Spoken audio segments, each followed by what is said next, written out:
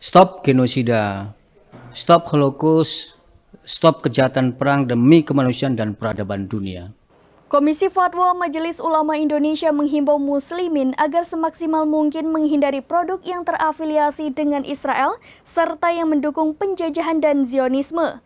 Himbauan tersebut tertuang dalam fatwa terbaru nomor 83 tahun 2023 tentang hukum dukungan untuk perjuangan Palestina.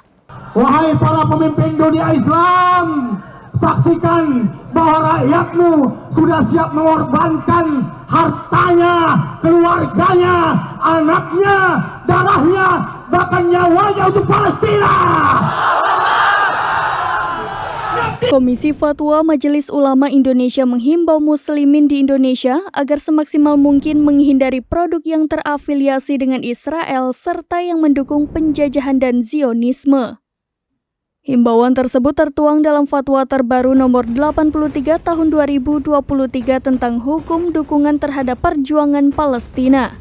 Dalam fatwa juga tertulis salah satu poin untuk merekomendasikan umat Islam agar mendukung perjuangan Palestina seperti penggalangan dana kemanusiaan dan perjuangan, mendoakan kemenangan, serta melakukan salat gaib untuk syuhada di Palestina. Dukungan itu bisa berupa pendistribusian zakat, infak maupun sedekah untuk kepentingan perjuangan rakyat Palestina. Pada umumnya, dana zakat harus didistribusikan kepada mustahik yang berada di lokasi sekitar muzaki. Sementara mendukung agresi Israel terhadap Palestina atau pihak yang mendukung Israel baik langsung maupun tidak langsung hukumnya haram. Konferensi pers tersebut dihadiri Sekretaris Jenderal MUI Buya Amir Syah Tambunan, Ketua MUI Bidang Hubungan Luar Negeri dan Kerjasama Internasional Profesor Sudarnoto Abdul Hakim, Sekretaris Komisi Fatwa MUI Kiai Haji Miftahul Huda, serta Bendahara MUI Kiai Haji Rahmat Hidayat.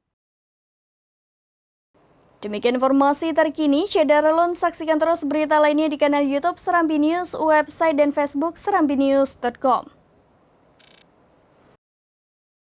Download Tribun X sekarang, menghadirkan lokal menjadi Indonesia.